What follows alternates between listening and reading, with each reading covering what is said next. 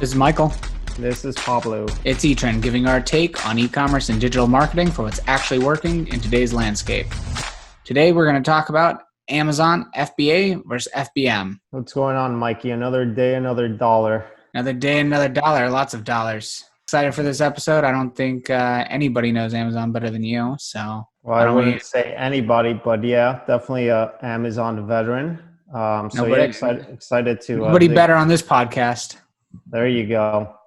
Definitely the best. All right, let's talk about Amazon. FBA versus FBM. I guess at a high level, FBA is where Amazon fulfills the order. FBM is fulfilled by merchant. So you're self-fulfilling it. Let's go into the differences. Let's start with the first one as far as, I think probably the biggest variable is the cost to the seller. So cost really varies, right?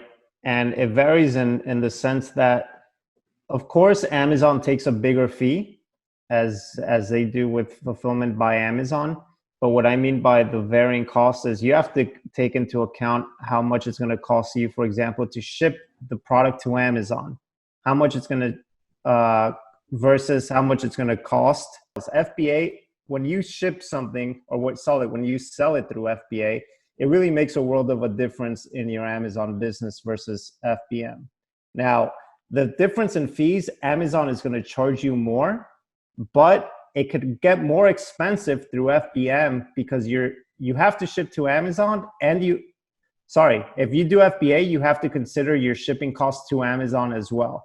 Where I know I've talked to a lot of people, and when they're doing their gross margins and net margins, they're not taking that into account. How much is it costing to ship to Amazon? Now, the cool thing with FBA is Amazon has really, really good rates with UPS, right? So it's pretty cheap to ship there. However, you do have to take that into account once you start selling in scale with sending pallets and whatnot, which actually that might reduce your cost, but you still have to take it into account. With FBM, yeah, go ahead. Okay, so with FBA, you're taking all of your inventory or whatever inventory you want to allocate, and you're shipping it to Amazon, to their warehouse distribution center, and then Amazon uses its logistics and its AI and algorithms to decide where it distributes your product to. Correct? Correct. Okay, so you're paying from your warehouse or your storage facility to Amazon. Correct. Okay, now with FBM, you're shipping directly to the customer. You're shipping directly to the customer, but you're also servicing the customer with customer service. Actually, all the FBA questions do go to Amazon. So that's another huge difference. I would say the biggest difference, to be honest, is FBA, Amazon is for the most part managing your business. FBM, it's really just a third-party marketplace like eBay. You just list your product and you service the customer from beginning to end. So a couple things that you brought up some good points. Now, Amazon's handling the entire logistics operation, which for most e-commerce sellers, certainly most people selling on Amazon, the logistics operation is a whole separate business in itself. So if you're selling any significant amount of products, if your focus is on the marketing of it and you know the product and you know how to market it, the undertaking of fulfillment is, can easily be crippling for many business owners, right? 100%. I mean, that's such a great point, and I've experienced that. I think that it's underrated how hard it is to run an e-commerce once at scale on the fulfillment side. There's so many mistakes that go into it. You have to really negotiate the rates with your carrier. There's lost mail. There's just so much that go into it that honestly, that itself could be a whole other video cast. We could get into a million things that can go wrong on the logistics. So of course, if you're letting Amazon do the bulk of the work and they do it a lot better than you can, that's just the truth, then why not? You pay a premium for that. But again, just like I said, even with that example, if you keep hiring more people, of course, it's going to be more cost effective for you to just send inventory to Amazon and let that be the fulfillment arm of your business. Okay, let's talk about the returns then. So when someone has an issue, who's handling the returns? FBA Amazon, FBM, you're handling it yourself. I mean, it is as straightforward as FBA Amazon servicing your business, FBM you're servicing your business. I mean, Now, it's not completely hands off, right? Even if you do FBA, you do have a growing business. You have to make sure that inventory is on point. You don't want to run out of inventory with Amazon, right? So you do have to manage the business in that sense, but it's a completely different way of managing the business between FBA and FBM. now, do you find that if you're selling on Amazon for FBA, that the dollar amount of returns is significantly higher than FBM? Say that one more time. You're asking if the return is higher in FBM than The FBA? return rates, the amount of people that return the products are higher on FBA because they'll just take it back. No, Meanwhile, if you do FBM, you can help service to try to I, reduce. I honestly think I think that might vary by business. I can tell you that the one thing I've been surprised in is that I'll give you a quick example. We ship all our product in boxes, right? We sell, let's say, skincare products, where FBA, we've seen customers send a picture of their product. It's actually being shipped in bags for anybody, and everybody has ordered something from Amazon. When they get a Prime, you get this bag, right, that says Prime on it. So imagine getting a bottle of liquid in that bag, whereas for us, all our other channels, we ship in boxes. We want it to get there in the best shape possible. That's been the one surprising thing from the fulfillment standpoint that's been a little disappointing. But we don't see a significant return rate comparison between channels. Interesting.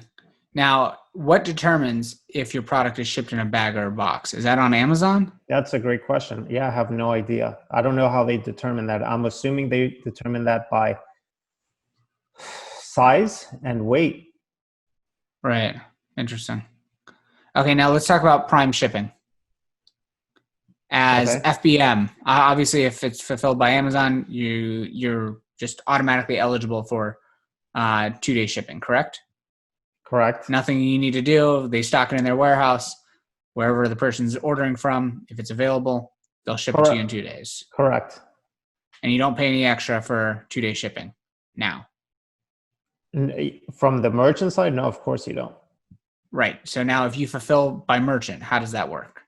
If you fulfill by merchant, you have 2 to 3 days processing time. I honestly don't know if now they changed the ability to go and change your processing time, because obviously Amazon doesn't want to have merchants take forever to ship. Although I have shopped on Amazon, and there are things that say that it'll take like a month to get there. So I'm assuming merchants do have the ability to do so. But once you tell them that you are going to take, let's say, 2 to 3 days, you better ship within 2 to 3 days before your orders are marked late, right? So Amazon is pretty strict, and they hold to their metrics before they ban you as a seller. If you have too many, for example, late shipments, you're going to get an account suspension. The other thing we haven't touched on that is available is seller fulfilled Prime. That's something you have to apply for, and you need to ship just like they do. They just use your warehouse per se as another fulfillment location. So as seller fulfilled Prime, you have to ship your order within 2 days, and it has to get to the customer within that time frame as well. Now, is that the only difference between FBA as far as the shipping time? Because obviously, if Amazon's fulfilling it, they'll do the 2-day shipping. Seller fulfilled Prime, you have the up to 2 days processing, and then they still give you the 2-day Prime. Correct? Correct.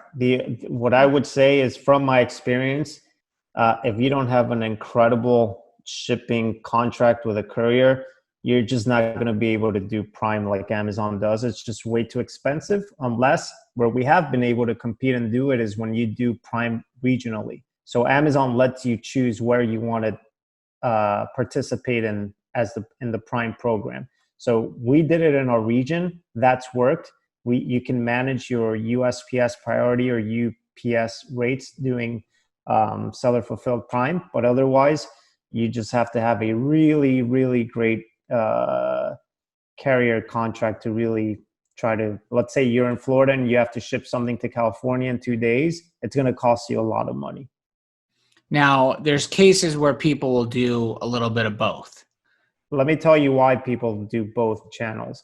The reason you have is one, and I'll let you finish. I didn't let you finish the whole thing, but I just wanted to jump in there and quickly say it's also an inventory thing. There's a lot of small businesses that just don't have enough inventory, or even medium-sized businesses. We also run out of inventory, right? You just might not always have enough inventory to say, hey, Amazon, take all our business. Now, let's say that your supply chain, it just isn't going fast enough to fulfill the Amazon sales. You still want to jump on your listing. If you have, let's say, 3 products in the warehouse, cool. Let's just list those, through FBM. They'll sell like this. When the next batch comes, we'll keep shipping. So inventory is part of this, dual fulfillment strategy. So let's say you had a booming Amazon business. Why would you not send more inventory to Amazon? For profitability, so you can sell on your own website?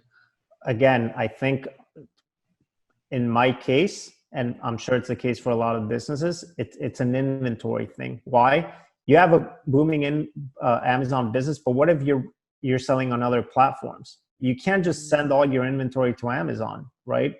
If you sell on eBay, you want some inventory for eBay. You want some inventory for Walmart.com. You want some inventory for your Shopify. Now, if you can fulfill all your inventory needs, cool. Send as much as you can. Yeah.